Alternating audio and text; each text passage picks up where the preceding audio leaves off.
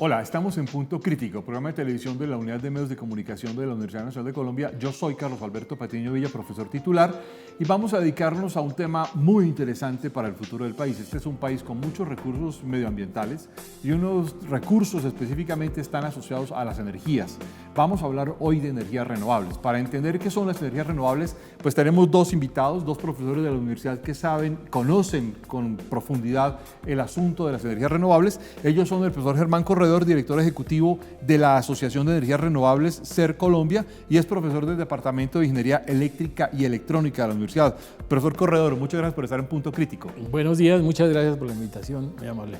También nos acompaña el profesor Rodolfo García, él es profesor de la Facultad de Ciencias Económicas de la Universidad Nacional. Profesor García, muchas gracias por acompañarnos. No, muchas gracias a ustedes por la invitación. Quiero hacerles una primera pregunta. ¿Qué son energías renovables?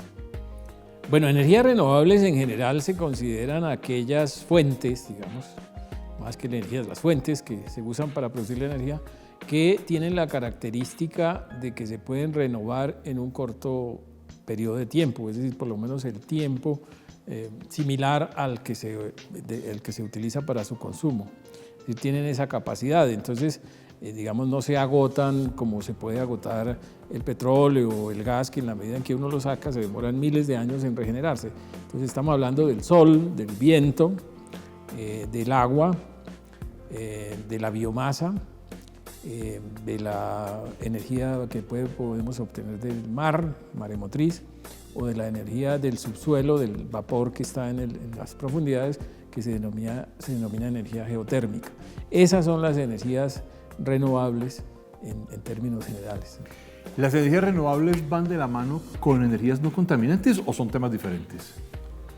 Pues en general, digamos, la sociedad hoy en día entiende mejor, digamos, como esa relación y busca mucho las fuentes, las energías verdes, ¿no? Las energías que primero pues no tienen unos efectos secundarios como los que ya conocemos en términos de no solamente los temas de contaminación, sino además las implicaciones que tienen transportar este tipo de infraestructuras versus las energías renovables que están siendo más accesibles y de más fácil, digamos, que aceptación social. ¿Y de menos contaminación? Claro, porque son energías, por ejemplo, en muchos de los casos que tienen menos elementos, tienen menos necesidad de ser transportadas grandes distancias.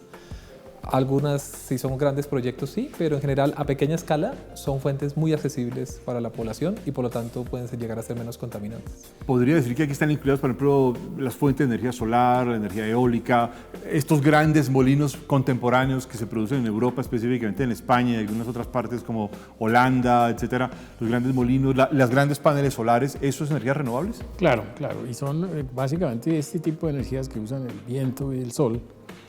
Pues no producen emisiones de CO2, por eso son menos contaminantes. No hay ningún proceso de combustión, por ejemplo, que emita elementos particulados de carbono o de nitrógeno o de azufre, como sí ocurre con las energías convencionales que usan combustibles fósiles como el carbono o el gas.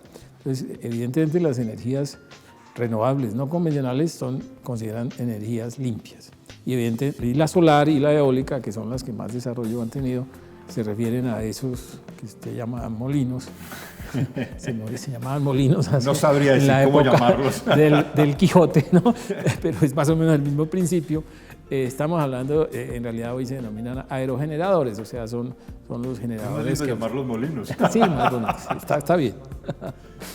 Rodolfo, si uno ve esta explicación y asume esto, uno mira lo que ha pasado en el mundo, sobre todo en la última década y media, específicamente, entre otras cosas, con la llegada del presidente Barack Obama a la presidencia de Estados Unidos en 2009, las energías renovables tomaron un impulso grandísimo, inmenso, y vimos aparecer en Europa muchísimos paneles solares, muchísimos aerogeneradores de energías eólica, y en Canadá, y en Estados Unidos, y en muchas partes de Asia. Colombia está en el trópico, en el centro, nos cae sol todo el año, no tenemos el problema de Europa que tiene sol 3 meses y otros 9 meses hay un frío aterrador. Tenemos viento y muchísimo viento, tenemos una zona como La Guajira llena de sol, los vientos de Barranquilla, los vientos de Santa Marta, tenemos las corrientes de los vientos alisios, todas las corrientes, y no hay energías renovables. ¿Qué pasa? Bueno, digamos que nosotros pues teníamos una situación que era de orgullo nacional. Digamos aquí el 80% era hidráulico de la generación efectiva. Entonces eso pues era un tema que en los años 70, 80 nos ponía muy adelante de lo que es la realidad actual. En esa época nosotros éramos, digamos, los pioneros, los que más, digamos que impulsamos las fuentes hídricas, por eso hicimos las grandes hidroeléctricas. Desafortunadamente ese modelo de grandes hidroeléctricas pues fuimos víctimas del éxito. Yo pienso que nos mantuvo en una zona de comodidad. En las últimas 2 décadas, este siglo trajo consigo una mejora muy fuerte de las inversiones tecnológicas en estas fuentes renovables. Los activos de carbono pasaron de tener unos valores grandes en el mundo a tener muy poco valor. Hoy en día, digamos, quien tiene grandes stock de carbón está teniendo problemas para ponerlo en el mercado, precisamente porque la evolución de las fuentes solares, eólicas, los primeros que llegaron, tengo que contarte, no llegaron porque fuera rentable, llegaron más por un ámbito, un ánimo, digamos, que de mercadeo, de responsabilidad social. Fueron elementos más que todo de tipo ambiental.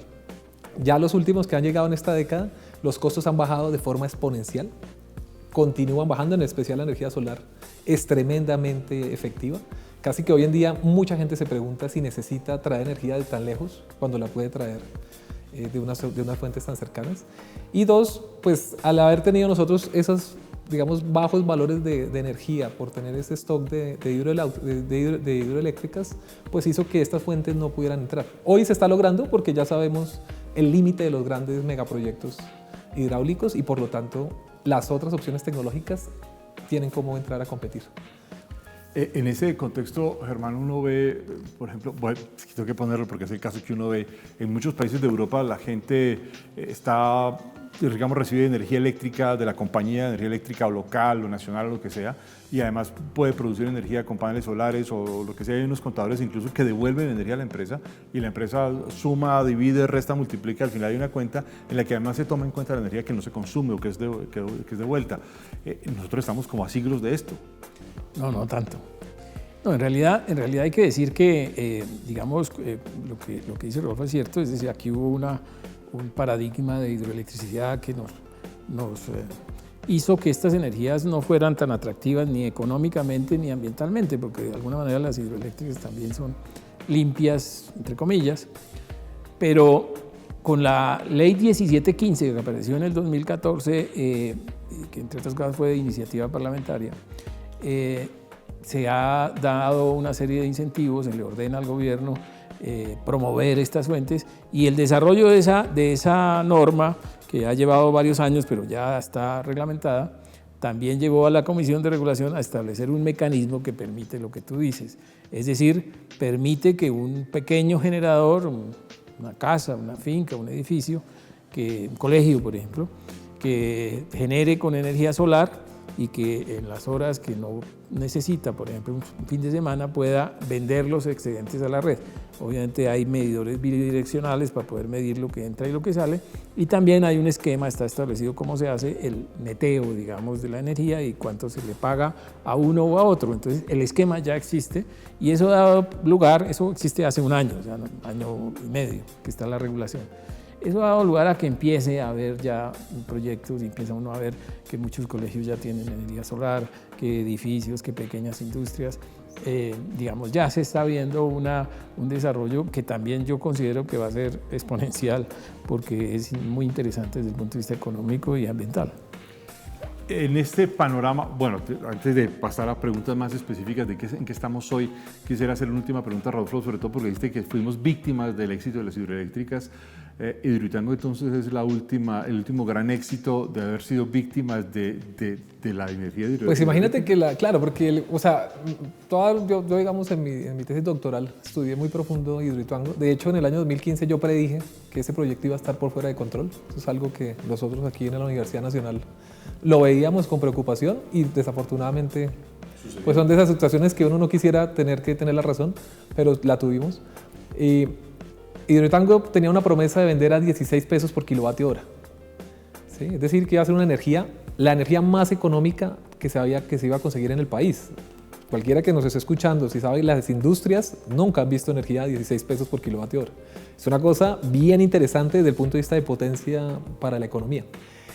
Sin embargo, hoy no solamente no la tenemos, sino que tuvimos que suplirla con fuentes que, como termosierra, que a la larga fueron fuentes de generación accidentadas por el momento, por la forma en que terminó esto, que lo que hicieron fue que estamos pagando un valor mayor, ¿sí? Estamos demorando unas horas y estamos viendo cómo la comunidad ya no conversa ni la considera, como dice Germán, es verdad, es una fuente de energía limpia, pero la gente ya no la considera así, se preocupa por las emisiones de metano, por cómo se hacen estos proyectos donde la biomasa no se retira, sino que se va inundando las zonas. Entonces, Situango, yo pienso, es el último capítulo de una era, la era, digamos, de un momento tecnológico que está pasando, está migrando a lo nuevo, donde la gente va a tener un poder enorme. Nunca antes habíamos tenido la opción, así como la tenemos, de cultivar nuestros alimentos, de cultivar nuestra energía. En las casas, en las industrias, van a ser actores activos. Yo acabo de venir de Finlandia, y en Finlandia tú encuentras algo impresionante. Los actores del mercado y del gobierno finlandés están interesados en cada vez, el indicador de desempeño es el número de nuevos actores que están transando en el mercado. Y se están creando solo nuevos mercados para facilitar que industrias, comercio pequeño, entren a funcionar. Allá entran más o menos 80 actores nuevos al mercado de energía cada año. Es una revolución. Estamos hablando de pasar de un mundo, digamos, muy centralizado a realmente lo que nos prometían las redes inteligentes, un mundo distribuido, una sociedad de energía, comunidades energéticas autónomas, como lo fueron con los alimentos y como lo podemos hacer en otros campos de la economía. Tú eres el ingeniero. En este contexto, ¿qué es en lo concreto esto que me está diciendo Rodolfo? Yo, digamos, un ciudadano cualquiera de este país, quiero empezar a incursionar en energías renovables. Hay una, y quiero hacer la pregunta en dos partes, ¿hay una incursión de grandes empresas y una incursión de ciudadanos o en qué estamos? Mire, yo creo que hay ambas posibilidades. Digamos, el tema de la gran transformación que se puede presentar con estas energías es que las escalas de producción son desde cero a muy grandes. Es decir, hay una posibilidad enorme y son fuentes, digamos, de tipo modular. Un panel solar genera una cantidad muy pequeña de energía, pero 10.000 paneles o 100.000 paneles pueden generar una cantidad enorme de energía y se pueden instalar. De suerte que eso hace que el proceso de desarrollo de esta industria sea desde pequeños productores, muy pequeños productores en las casas, tener 5 o 6 paneles, 2 paneles. En el campo, por ejemplo, yo conozco algunas fincas en los llanos donde tienen 2 paneles para atender una necesidad básica, o plantas que tienen miles de paneles para atender el sistema. O sea, ya la industria grande, grandes compañías que están en el mercado y que están llegando al país desde afuera, compañías de Europa, de Estados Unidos, que quieren invertir ya en tamaños muy grandes. O sea, que estamos en un esquema donde la gama de posibilidades es toda. Es una nueva economía. Es una nueva economía, es una economía que, por ejemplo, está transformando territorios que eran perdedores energéticos con el modelo actual, por ejemplo, la costa. ¿Qué es ser perdedor energético? Perdedor energético es que tienes vocación de consumidor, en la arquitectura que está, tienes vocación de consumidor y no de productor. No tienes posibilidad de competir, no solamente ser un consumidor, sino de producir energía. Las grandes fuentes hidroeléctricas no es casualidad que estén en la zona de Antioquia, en la zona de Cundinamarca. No es porque hubiera más agua en estas zonas, es porque es donde había los músculos, digamos, y las capacidades de explorar opciones de altas dimensiones. Ahora, zonas que antes eran perdedoras energéticas están entrando a ser parte de la riqueza del país. Es el caso de La Guajira.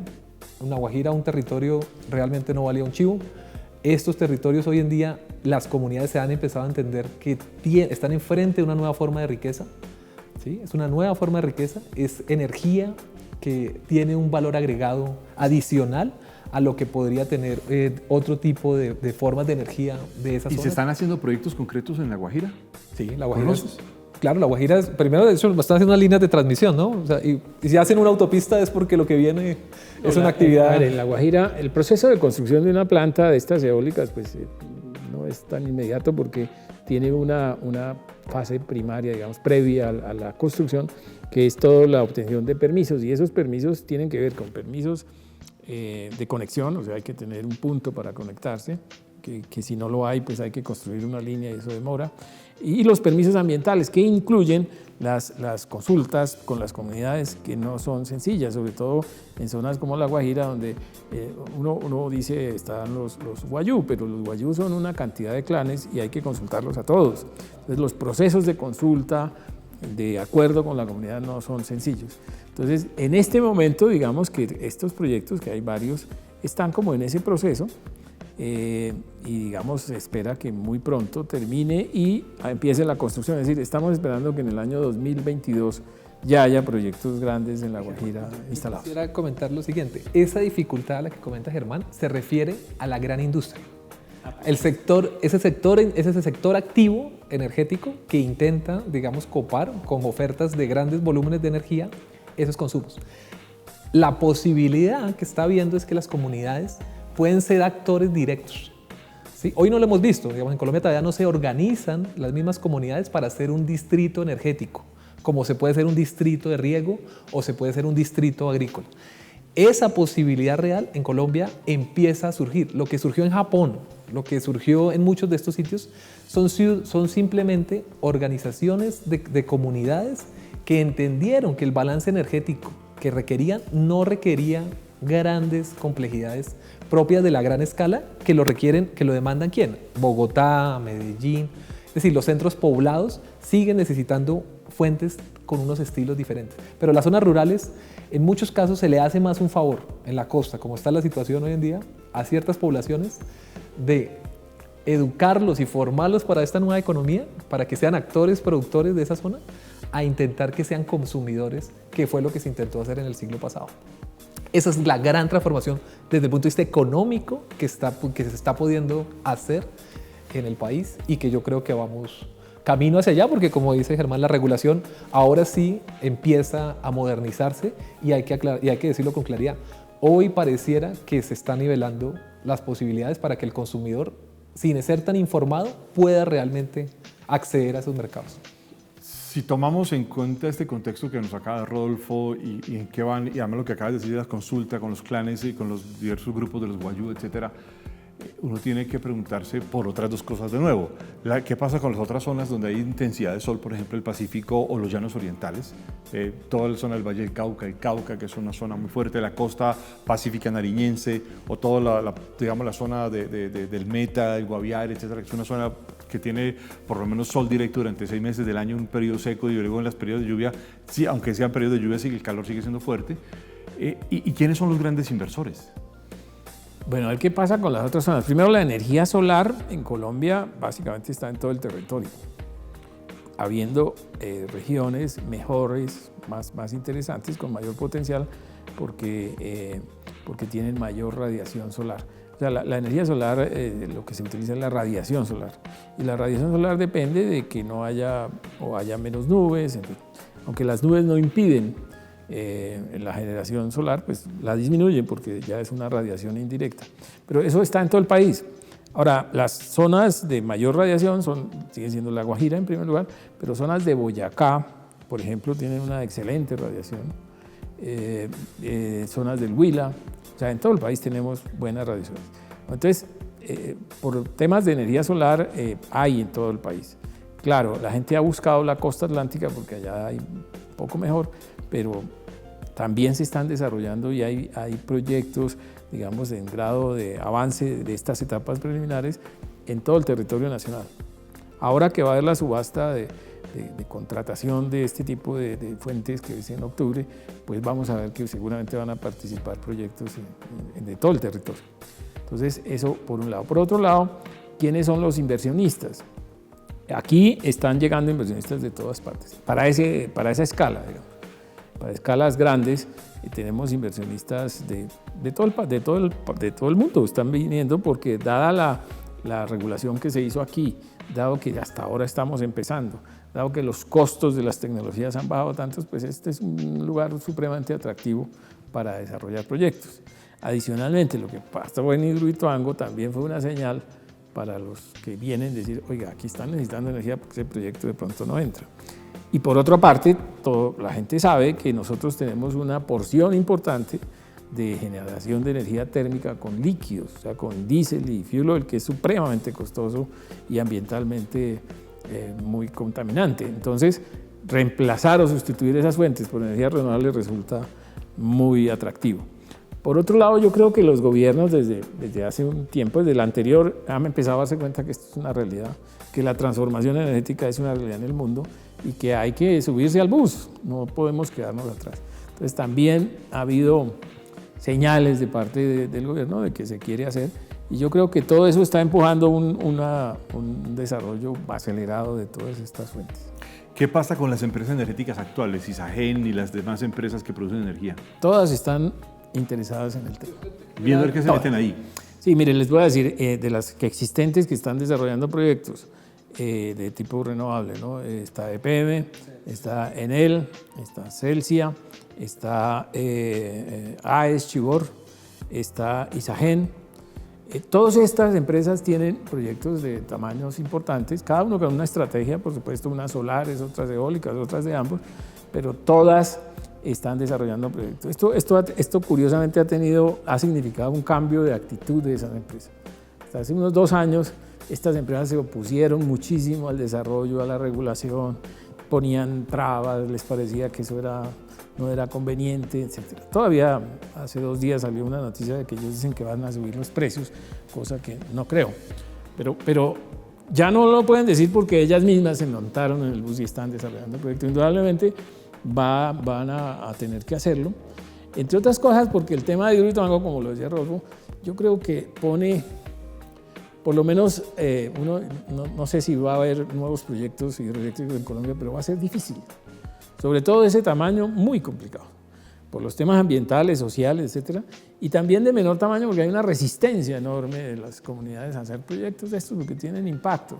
Entonces, obviamente, estas energías son una opción por ahora y yo creo que va a ser, digamos, por lo menos durante un periodo, las tecnologías que más se utilizan. Rodolfo. Yo quisiera contar ahí una buena noticia. Hoy ya en Colombia, aún en Colombia con las dificultades que tenemos, ya no es negocio contaminar para generar energía.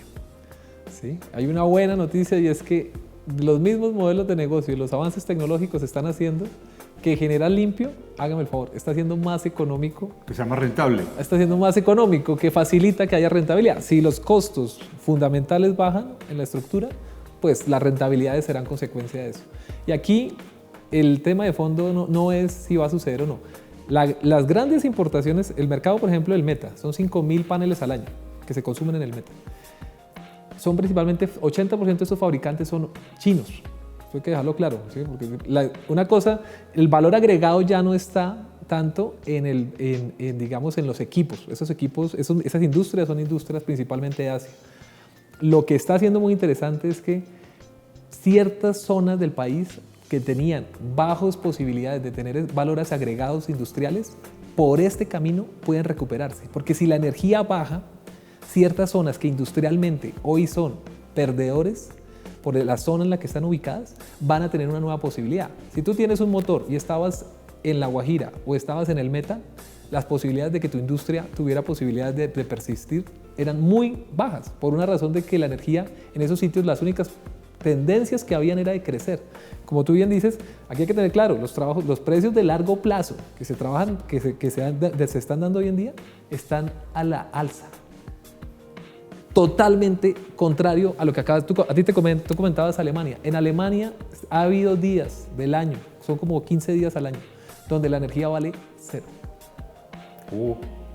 Porque lo que hay es claro, porque si todos podemos participar en ese mercado, esa idea de que solo yo puedo generar, esa idea de que solo ciertos actores especializados tienen ese aporte, ese valor agregado es del siglo pasado. En este siglo tendrán que inventarse otros tipos de valores agregados, como ubicar el sitio, ¿sí? Descubrir cuáles son los sitios realmente seguros de este país, eso va a ser un tema de fondo. Y segundo, saber muy bien cómo lograr tener una cadena de suministro acoplada a lo que está pasando en Asia, que es tremendamente solar. Ellos tienen una zona, toda esa zona que no es costera, la están desarrollando esa punta de nuevas fuentes renovables. Y nuclear, que obviamente nosotros en eso sí no estaremos. Pues bien, hemos llegado al final de este programa de Punto Crítico con un final muy optimista, muy interesante para el país. Profesor Germán Corredor, muchas gracias por estar en Punto Crítico. A ti muchas gracias por la invitación y muy amable, a la orden. Profesor Rodolfo García, muchas gracias por haber venido. A ustedes, muchas gracias por la invitación. Y los esperamos ustedes en una próxima emisión. Muy amables.